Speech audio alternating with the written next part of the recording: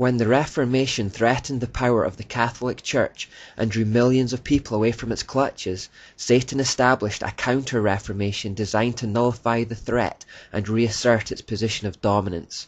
At the Council of Trent from 1545 to 1563, a commission of cardinals was put together to clean up the Catholic Church and to reassert its position of authority as the only true Church of God. Fundamental to this movement was the establishment of new religious orders. The most famous order to be created at this time, and the one that has gone on to become the largest in the world, was the Society of Jesus, or as they are more commonly known, the Jesuits.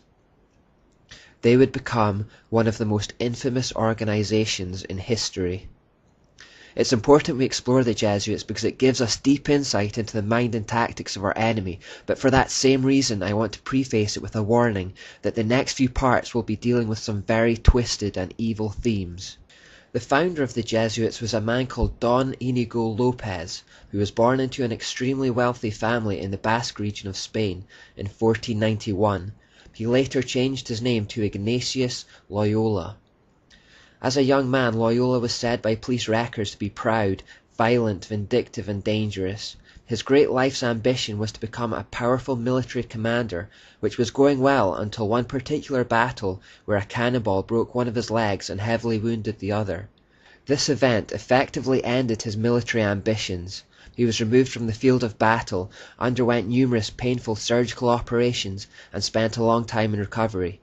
During this period, Loyola had a nervous breakdown as he struggled to come to terms with the end of his army career and the end of his life's ambition. In this fragile mental state, as he lay there with little else to occupy his mind, he began reading a number of fanciful religious texts about the works of the Catholic saints. Particularly inspired by the life of St. Francis of Assisi, he set out to emulate his deeds and those of others like him. He began to envision Jesus as a type of great military commander, and thought that although his physical army career was over, he could instead become a kind of general in Jesus' army instead, the goal of which would be to capture the world. Now as a cripple, he made his way across Spain to the mountains of Montserrat, where there was a Benedictine monastery. Within this monastery was a sacred goddess idol called the Black Virgin of Montserrat, which he stood before in vigil for 3 days. There he committed himself and his work to her. By doing so, he committed himself to the demonic goddess Asherah. From here, he decided that he would go to Jerusalem and conquer the Muslim world for Catholicism. His ambitions were halted, however, as Barcelona had the plague, and he was forced to stay in the small town of Manresa for 10 months instead. For those 10 months, he lived in a cave, torturing himself physically and mentally, until he began to have dreams and visions. Through these hallucinations he claimed that the secret doctrine of the Catholic Church was taught to him by a form in the air near him, and this form gave him much consolation because it was exceedingly beautiful. It somehow seemed to have the shape of a serpent and had many things that shone like eyes but were not eyes. He received much delight and consolation from gazing upon this object, but when the object vanished, he became disconsolate. Here we see the telltale signs of a demonic cave revelation, exactly like that which Muhammad experienced. More explicitly than Muhammad's encounter, the being came in the form of a serpent rather than an angel of light. Similar to Muhammad, Loyola found himself prone to depression after contact. After the 10-month period in the cave, Loyola proceeded to Jerusalem, where he approached the Franciscan monks. They told him to go home as they did not want any political trouble. It was upon his return to Spain that he started formal training by studying theology at various universities. At this time he, along with a small band of companions, also started making disciples of others. While Loyola preached, it was noted that some of his female followers became so hysterically zealous that one fell senseless, another sometimes rolled about on the ground, another had been seen in the grip of convulsions or shuddering and sweating in anguish. Clearly demonic activity was at work following his cave experience and commitment to the demonic Asherah idol, and for the rest of his life he was known for having mystic powers. In the coming years he would be thrown into jail twice under the suspicion that he was a member of the Alumbrado, or as we know them, the Illuminati, and we'll discover more about them later. The description of people falling senseless and going into convulsions may remind you of scenes from Christian churches in recent times. To deal with that, I want to refer you to a 3-part series called Kundalini Warning, which I'll provide links for below. Please watch all the way to the end for a balanced opinion. By 1534, Ignatius Loyola had 6 key companions, all of whom he had met at university, and they formed the initial military brotherhood of the Society of Jesus. On the morning of 15th of August 1534, they met in the crypt of the Church of Our Lady of the Martyrs at Montmartre, and took solemn vows committing themselves to their lifelong work. As a man with an army background, Loyola created his order with the principles and disciplines that he had been used to as a soldier. The leader demanded the unquestioning obedience from his inferiors. Loyola was made the first superior general of the order, and they began the work of opposing the Reformation and re-establishing the dominance of the Catholic Church in Europe and around the world. They made their way to Rome where, in time, their society was accepted by the Pope, who at that time was Paul III. Paul III had seen the need of such a military order to repel the progress that the Protestant Reformation was making, as the Catholic Church seemed powerless by its own means. The Pope invested in them the authority to excommunicate all who would hinder or who do not aid the society, to confer orders, preach and administer the sacraments, to change their general, to absolve heretics as well as imprison the excommunicate, to exercise episcopal functions, to confirm, exorcise, dispense, etc., to disguise themselves, to carry movable altars, give plenary indulgences, to live exempt, free from secular powers, taxes, as well as jurisdiction, authority, sentence, and command of any other ordinary delegate, judge, magistrate, from any search. In other words, the Jesuits were given authority from the Catholic Church to operate above the law and to employ any means necessary to do their work. With this remit, in time, the Jesuits became the most prominent and powerful of Catholic weapons against the Reformation.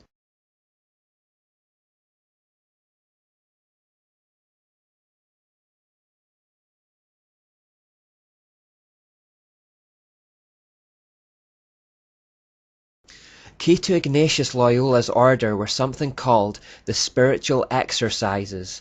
These were based on the experiences and secret teachings he had received whilst in the cave at Manresa. He basically made a template of what he had done in the cave to summon the serpent with the secret knowledge, and then passed it on to his followers. These spiritual exercises formed the foundation of his entire movement. All Jesuits would have to go through them in order to bring themselves to the same kind of mind as Loyola had himself after 10 months in the cave. They involved systematic meditation, prayer, contemplation, visualization and illumination, and would lead to a trance-like state of ecstasy. By following these rituals, he and his followers were even seen to levitate off the floor. The spiritual exercises initiation would take 30 days, and initiates were brought through them by a supervisor or director. For the entirety of that period they were told what to think, how to feel, when to groan, what to sigh, what to imagine, and they were to cut off all normal human emotion throughout those experiences. By the end of the 30 days the initiate was to have his mind broken like that of a horse, so that he was now ready to be utterly obedient in all things. An observer of the Jesuits wrote, "Not only visions were prearranged, but also sights, inhalings, breathing was noted down, the pauses and intervals of silence were written down like a music sheet, which meant that the man, being inspired or not, became a machine who had to sigh, sob, groan, cry, shout, or catch his breath at the exact moment and in the order which experience showed to be the most profitable." Using this method, Loyola needed only 30 days to break someone's will and reasoning. The Jesuit initiates, once brainwashed or programmed by the spiritual exercises and further training, were to become as puppets to their superiors. Their constitution states that the Jesuit must give instant compliance to those above them in the hierarchy, completely sacrificing their own will in the process. They were to be directed under divine providence by their superiors, just as if they were a corpse, which allows itself to be moved and handled in any way. Their constitution justifies this absolute and unquestioning obedience by claiming the general of the Jesuits is in the place of Jesus Christ. Like the Pope, the general has invested in himself spiritual authority for worldly power and control. In more than 500 places in the Jesuit constitution, it is taught that the Jesuits should see Jesus in their general. The blasphemy continues in the Constitution, saying, "No constitution, declaration, or any order of living can involve an obligation to commit sin, mortal or venial, unless the superior command it in the name of the Lord Jesus Christ, or by virtue of holy obedience, which shall be done in those cases or persons wherein it shall be judged to conduce to the particular good of each, or to the general advantage, and instead of the fear of offence, let the love and desire of all perfection succeed, that greater glory of Christ, our Creator and Lord, may follow." That nonsense just means that the Jesuit superiors can command an inferior to commit a sin in the name of Jesus Christ, if they feel the end justifies the means, or if it leads to the greater glory of God in their eyes. Loyola even said, "I will believe that the white that I see is black if the hierarchical church so defines it." The order operated on the basis of complete, blind, mechanical obedience to those who are higher up in the hierarchical structure. The entire organization in turn would be at the disposal of the Pope as an army of the most zealous and dedicated spiritual warriors for the Vatican. They specialized in warfare by stealth and deception to undermine the enemy being true Christians of the Reformation. We gain the fullest understanding of their deceitfully wicked intentions if we read their oath, and so we'll go through that in the next part. But before we leave the spiritual exercises, another warning against deception. Paul wrote to Timothy that towards the end of time, people would begin to abandon the faith and instead follow deceiving spirits and things taught by demons. Here are the words of popular American pastor Tony Campolo in his letter called "Becoming Actualized Christians." I learned about this way of having a born-again experience from reading Catholic mystics, especially the spiritual exercises of Ignatius Loyola. Ignatius, a founder of the Jesuit order, was once a soldier, and it was only when he spent a long time in a hospital bed recovering from a battle wound that his heart and mind focused on God. Like most Catholic mystics, he developed an intense desire to experience a oneness with God. Gradually, he came to feel an intense yearning for the kind of spiritual purity that he believed would enable him to experience the fullness of God's presence within. Tony Campolo goes on to say, "After the Reformation, we Protestants left behind much that was troubling about Roman Catholicism of the 15th century. I am convinced we left too much behind. The methods of praying employed by the likes of Ignatius have become precious to me. With the help of some Catholic saints, my prayer life has deepened." We know that behind the Catholic saints are demons, and we know that the spiritual exercises are satanic. Beware the emergent church movement in particular, which we'll look at later in some depth.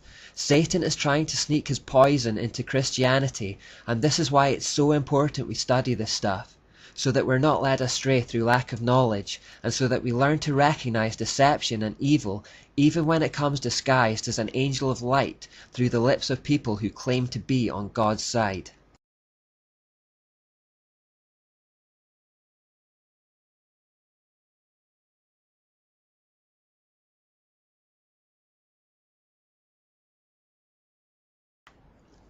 We're now going to read the Jesuit Oath to gain an insight into exactly how they went about trying to destroy the work of the Reformation. When I warned that we'd be going into some twisted and disturbing stuff, this is one of the things I had in mind. It's an extremely disturbing document, but it's important to go over it, as it doesn't just give us insight into the Jesuits. By proxy, it gives us deep insight into the mind of our demonic enemy as a whole, and the tactics that Satan may still employ today against us. Remember, he has no new tricks. Incidentally, I'll post a copy of this in the notes section of the Fuel Project Facebook page if you want to read it again. My son, you have been taught to act the dissembler, amongst the Roman Catholics to be a Roman Catholic, and to be a spy even among your own brethren, to believe no man, to trust no man, among the Reformers to be a Reformer, among the Huguenots to be a Huguenot, among the Calvinists to be a Calvinist, among the Protestants generally to be a Protestant, and obtaining their confidence to seek even to speak from their pulpits, and to denounce with all vehemence in your nature our holy religion and the Pope, and even to descend so low as to become a Jew amongst the Jews, that you might be enabled to gather together all information for the benefit of your order as a faithful soldier of the Pope. You have been taught to insidiously plant the seeds of jealousy and hatred between states that were at peace, and incite them to deeds of blood involving them in war with each other, and to create revolutions and civil wars in communities, provinces and countries that were independent and prosperous, cultivating the arts and the sciences, and enjoying the blessings of peace. To take sides with the combatants, and to act secretly in concert with your brother Jesuit, who might be engaged on the other side, but openly opposed to that which you might be connected, only that the Church might be the gainer in the end, in the conditions fixed in the treaties for peace, and that in the end justifies the means. You have been taught your duties as a spy to gather all statistics, facts and information in your power from every source, to ingratiate yourself into the confidence of the family circle of Protestants and heretics of every class and character, as well as that of the merchant, the banker, the lawyer, amongst the schools and universities, in parliament and legislatures, and in the judiciaries and councils of state, and to be all things to all men for the Pope's sake, whose servants we are unto death. You have received all your instructions heretofore as a novice, a neophyte, and have served as a coadjutor, confessor, and priest, but you have not yet been invested with all that is necessary to command in the army of Loyola in the service of the Pope. You must serve the proper time as the instrument and executioner as directed by your superiors, for none can command here who has not consecrated his labours with the blood of the heretic, for without the shedding of blood no man can be saved. Therefore, to fit yourself for your work and make your own salvation sure, you will, in addition to your former oath of obedience to your order and allegiance to the Pope, repeat after me. I promise that, and declare that I will, when opportunity presents, make and wage relentless war, secretly or openly, against all Protestants and Liberals as I am directed to do, to extirpate and exterminate them from the face of the whole earth, and that I will spare neither age, sex, or condition, and that I will hang, burn, waste, boil, flay, strangle, and bury alive these infamous heretics, rip up the stomachs and wombs of their women, and crush their infants' heads against the walls, in order to annihilate for ever their execrable race. That when the same cannot be done openly, I will secretly use the poisoned cup, the strangulating cord, the steel of the poniard, or the leaden bullet, regardless of the honour, rank, dignity, or authority of the person or persons, whatever may be their condition in life, either public or private, as I at any time may be directed to do so by any agent of the Pope, or superior of the Brotherhood of the Holy Faith, the Society of Jesus. By reading these words we gain a full appreciation of their shocking tactics, which can be summed up like this. Their intention was to become part of the faith, system, culture, or group that they intended to destroy. Then from within they would sow seeds of hate and division. Their method was to present themselves as one thing on the surface, but to be secretly working away with each other for a very different purpose behind the scenes. They would sometimes pretend to be enemies on opposing sides in public, but behind the scenes they were actually cohorts, working together towards the same goal. This type of attack is sometimes referred to as becoming a fifth column, meaning that the most effective way to attack something is not from the north, or the south, or the east, or the west, but from within. Cicero once said, "A nation can survive its fools and even the ambitious, but it cannot survive treason from within. An enemy at the gates is less formidable, for he is known and he carries his banners openly. But the traitor moves among those within the gates freely, his sly whispers rustling through all the alleys, heard in the very halls of government itself. For the traitor appears not traitor, he speaks in the accents familiar to his victims, and he wears their face and their garments, and he appeals to the baseness that lies deep in the hearts of all men. He rots the soul of a nation, he works secretly and unknown in the night, to undermine the pillars of a city, he infects the body politic, so that it can no longer resist. A murderer is less to be feared." The fifth column tactic is of course a trademark of Satan. It was the very tactic he used to persuade a third of the angels to fall with him and to become his army of demons. He went around whispering in the ears of anyone who would listen to turn them against God. More recently, ex-witches have spoken of being assigned to local churches by their coven, with the aim of being involved in the congregation on the surface, but all the while secretly working against it from within, frustrating its aims and unity. If something is attacked from without, it will put up its defences and fight back, But if, by using deceit, the attacker can become part of the thing it wishes to destroy and gains the trust of those involved, they can take it down from within. But could we really expect any human being to carry out the acts described in this monstrous Jesuit oath?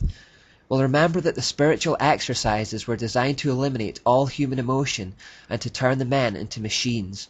And just as demonic influence was so clearly at work in Loyola's cave experience, so they are involved in the spiritual exercises. H. Boehmer in Les Jesuits writes, "We imbue unto him spiritual forces which he would find very difficult to eliminate later. These forces can come up again to the surface, sometimes after years of not even mentioning them, and become so imperative that the will finds itself unable to oppose any obstacle, and has to follow their irresistible impulse." In other words, through the spiritual exercises, the Jesuit initiate becomes possessed and finds themselves compelled to act according to the will of these demonic forces within.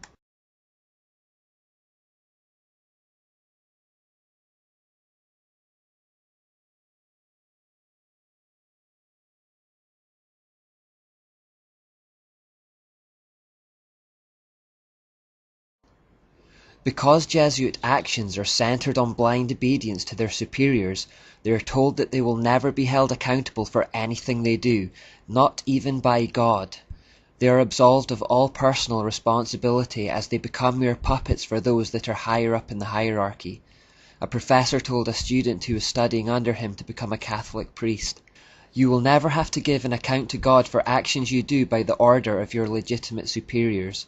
If they were to deceive you, being themselves deceived, they alone would be responsible for the error you have committed.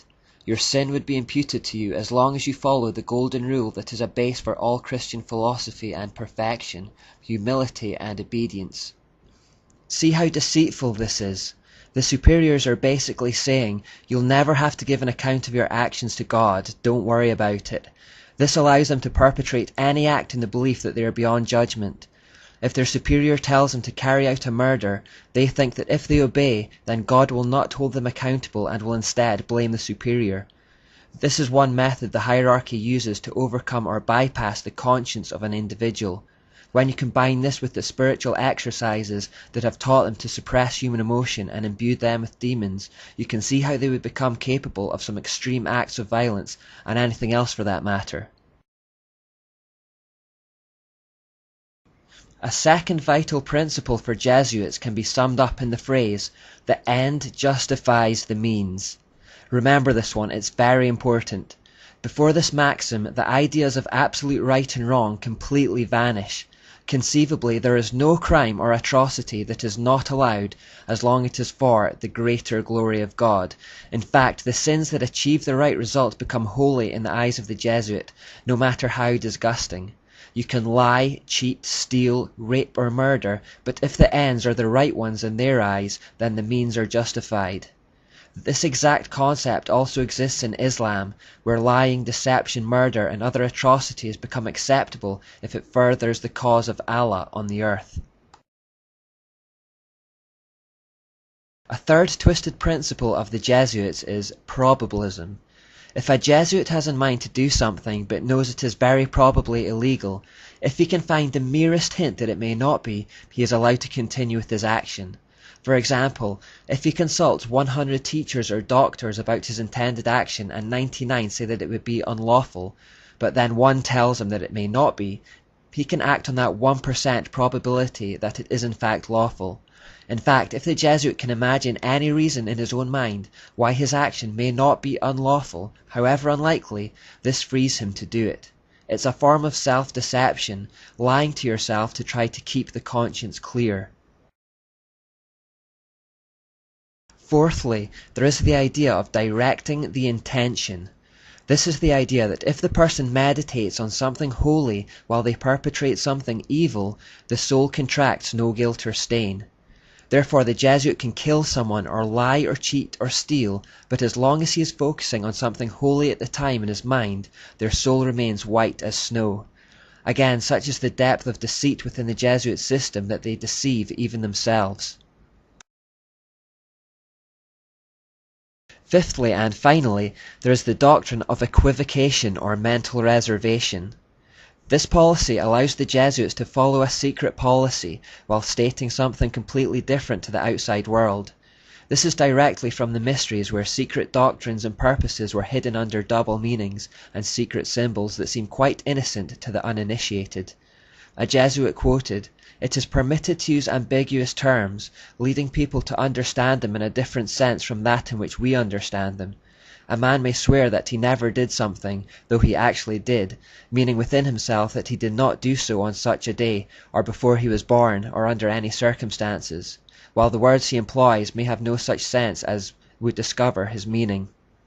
He goes on to say, "It is the intention that determines the quality of the action, and one may avoid falsehood if, after saying or denying something aloud, then add something under his breath that, if true, would make his statement the truth." So take this example. A Jesuit murders a man on a Thursday, and the police take him in for questioning and ask him if he murdered the man in question.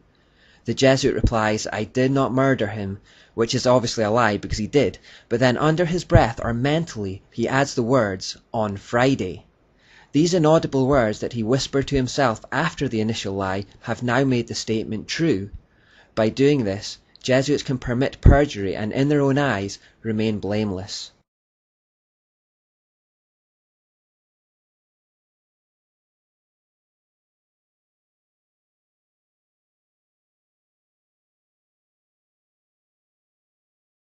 The Jesuits expanded quickly around Europe. One of the primary ways in which they went about reclaiming some of the ground that had been lost to the Protestant reformers was to establish schools of education in various locations. They went for control of the information flows, imagining, quite rightly, that by controlling education they could control knowledge and therefore control the worldviews and mindsets of coming generations. If you go to the Jesuit Boston College website today, you'll see a part where they admit, when in 1547 Ignatius was asked to open a school in Sicily for young men who were not Jesuits, he seems to have seen the opportunity as a powerful means of forming the mind and the soul. To bring people to God, he sought to form those who, in their turn, would form or influence many others. These schools that catered for children of all ages soon spread across the world as part of a covert campaign to turn people back to Rome. The key to it was that, unlike other Catholic institutions, the Jesuit schools actively encouraged Protestant children to enroll. This tactic gave them an opportunity to indoctrinate future generations with the rites, ceremonies, and symbols of Rome. They particularly wanted to target the children of rich and influential Protestant families because they knew that what was taught to them would have a trickle-down effect on the rest of society. Like Jezebel herself, the Jezebel spirit goes for the powerful men who will influence others. Jesuits also sent missionaries to far-flung places in the world like China, placing great emphasis on the importance of assimilating themselves into their culture. By educating themselves on the language and religion of these places, they could become teachers of the people and work their way into positions of influence. They were incredibly committed, hard-working, and disciplined in these tasks, pouring out their lives for the furtherance of their cause. Wherever they went, they consistently compromised their own message with the local pagan practices of the area to get a foothold, just like they'd done in Rome itself. When they returned to Europe from these far-flung places, they brought back with them the occult and pagan ideas that they'd picked up there. In Britain, the Jesuits made use of fifth column tactics. They started filtering into the country in the 1560s, and almost immediately they were found preaching from pulpits disguised as Church of England ministers. In 1568, a Jesuit priest posing as a Church of England minister accidentally dropped a secret copy of instructions on how to undermine and destroy the Church of England. After a search of his lodgings, further documents were discovered in his boots, including a license from the Jesuits and a bull from the Pope Pius, which authorized him to preach whatever was necessary to inflame animosities and widen divisions. They saw no better way to demolish churches than to infiltrate it in the guise of a minister who could introduce divisive false doctrines and ceremonies from the pulpit. The Jesuits also plotted to kill Queen Elizabeth I on many occasions so that the country could be returned to Rome. The Spanish Armada of 1588 was one such attempt to sail against Britain and overthrow the Queen, who was seen as heretical and illegitimate by Rome. The Spanish Armada was defeated, but true to the Jesuit oath, that which could not be achieved in the open was pursued in secret.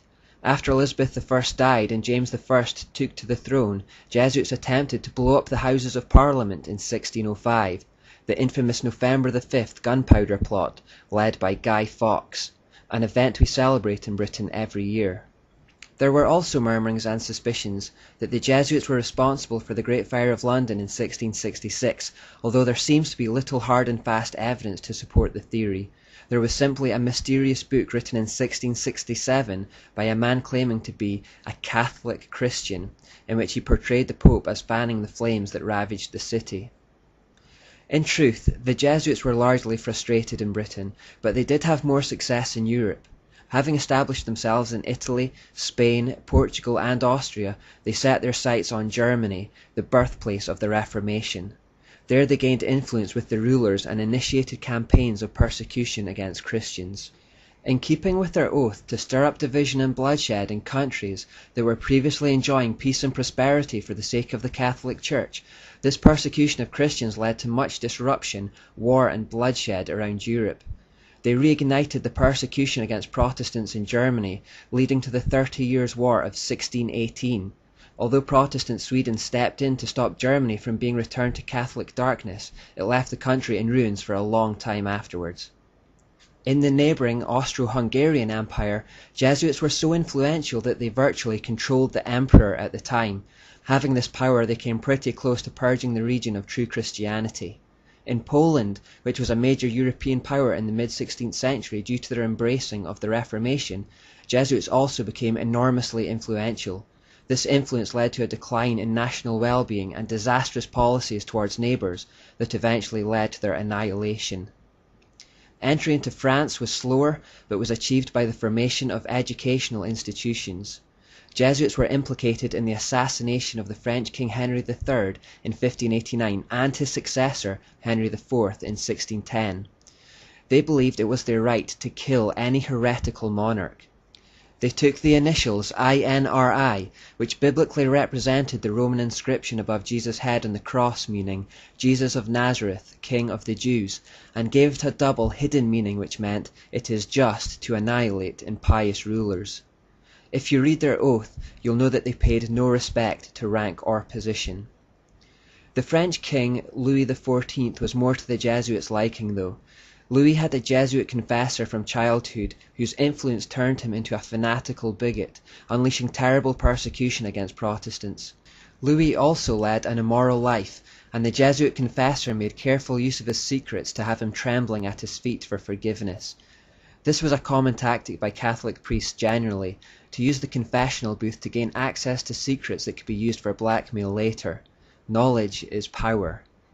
By 1685, the situation was severe enough for hundreds of thousands of French citizens to flee for their lives to remote areas, and those that stayed behind faced terrible punishment. This was in fact replicated all across Europe, where true Christians had to flee to communities in remote areas to avoid persecution from Rome. Some of these examples are recorded in Fox's Book of Martyrs. As the Jesuits continued to rise to power and influence in Europe, they also accumulated vast amounts of wealth and property.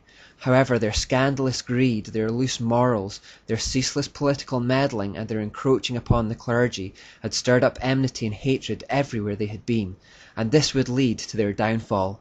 Amongst the higher classes in particular, the Jesuits had been brought into complete disrepute. Governments began to realize that this single group were the source of nearly all the disruption in their lands. In fact, so severe was their cancerous activity that the Jesuits had become a threat to the very fabric of society. Nations could stand it no longer, and the Jesuits were systematically driven out from previously friendly Romanist countries during the period of 1760 to 1770. Although the Pope at that time, Clement XIII, still supported the Jesuits, the nations of Europe ramped up the pressure on him to take drastic action. The French government were particularly fierce in their protests against the Jesuits, saying in 1762, "The said institute is inadmissible in any civilized state, as its nature is hostile to all spiritual and temporal authority. It seeks to introduce into the Church and states, under the plausible veil of a religious institute, not an order truly desirous to spread evangelical perfection, but rather a political body working untiringly at usurping all authority by all kinds of indirect, secret, and devious means. The doctrine of Jesuits is perverse, a destroyer of all religious and honest principles, insulting to Christian morals, pernicious to civil society, hostile to the rights of the nation, the royal power, and even the security of the sovereigns and obedience of their subjects, suitable to stir up the greatest disturbances in the states, conceive and maintain the worst kind of corruption in men's hearts. Notice the very distinctive Jezebel or Asherah characteristics of the organization described here. The hostility towards all authority, the attempts to usurp it using manipulation and secret means, the desire to claim all authority for themselves. And remember that this shouldn't surprise us, as Loyola spent 3 days dedicating himself and his order to her in the form of the Black Virgin of Montserrat. With her at the spiritual helm, it of course displayed her characteristics. The pressure on the Pope became too much to ignore, and so eventually he reluctantly called a secret conclave in 1769 to bring into effect the suppression of the Jesuits. Mysteriously, he died the evening before the meeting could be held. It was strongly suspected, of course, that the Jesuits had been the perpetrators of the murder. The next Pope, Clement XIV, tried to reform the Jesuits to no avail, and after further pressure from the monarchs of Europe, he finally abolished them in 1773. A year later, he was dead by poisoning, with the Jesuits again at the top of the suspected list. At that point, the Jesuits were forced to secularize themselves, and on the surface at least, they disappeared from society, except in Russia where they were allowed to continue as normal. The Russians wanted to use their skills to subdue the recently conquered Polish people. In return for their help, the Russians would give the Jesuits refuge. Since it was the Jesuits who were largely responsible for the weakening and destruction of Poland in the first place, the people of Poland have more reason than most to feel animosity towards the order. With the Jesuit order more or less finished as an effective religious weapon, though, Satan needed to change tack in his continued war against Jews and Christians. This change occurred in the Age of the Enlightenment.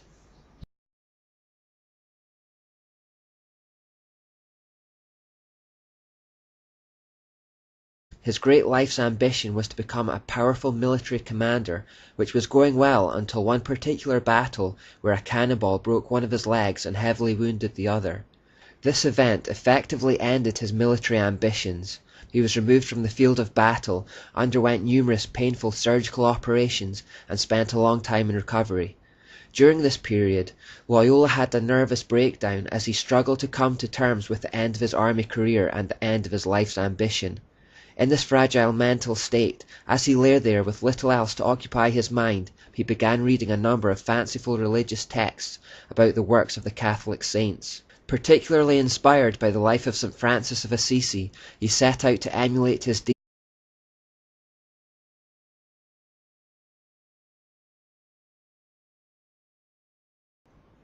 When the Reformation threatened the power of the Catholic Church and drew millions of people away from its clutches, Satan established a counter-Reformation designed to nullify the threat and reassert its position of dominance. At the Council of Trent from 1545 to 1563, a commission of cardinals was put together to clean up the Catholic Church and to reassert its position of authority as the only true Church of God. Fundamental to this movement was the establishment of new religious orders.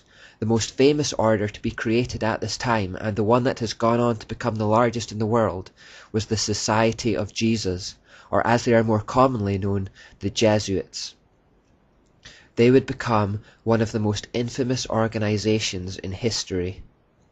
It's important we explore the Jesuits because it gives us deep insight into the mind and tactics of our enemy, but for that same reason I want to preface it with a warning that the next few parts will be dealing with some very twisted and evil themes. The founder of the Jesuits was a man called Don Inigo Lopez, who was born into an extremely wealthy family in the Basque region of Spain in 1491. He later changed his name to Ignatius Loyola. As a young man, Loyola was said by police records to be proud, violent, vindictive, and dangerous. His His ambitions were halted, however, as Barcelona had the plague, and he was forced to stay in the small town of Manresa for 10 months instead. For those 10 months he lived in a cave, torturing himself physically and mentally until he began to have dreams and visions. Through these hallucinations he claimed that the secret doctrine of the Catholic Church was taught to him by a form in the air near him, and this form gave him much consolation because it was exceedingly beautiful. It somehow seemed to have the shape of a serpent, and had many things that shone like eyes, but were not eyes. He received much delight and consolation from gazing upon this object, but when the object vanished, he became disconsolate. Here we see the telltale signs of his deeds and those of others like him. He began to envision Jesus as a type of great military commander, and thought that although his physical army career was over, he could instead become a kind of general in Jesus' army instead, the goal of which would be to capture the world. Now as a cripple, he made his way across Spain to the mountains of Montserrat, where there was a Benedictine monastery. Within this monastery was a sacred goddess idol called the Black Virgin of Montserrat, which he stood before in vigil for 3 days. There he committed himself and his work to her. By doing so, he committed himself to the demonic goddess Asherah. From here, he decided that he would go to Jerusalem and conquer the Muslim world for Catholicism.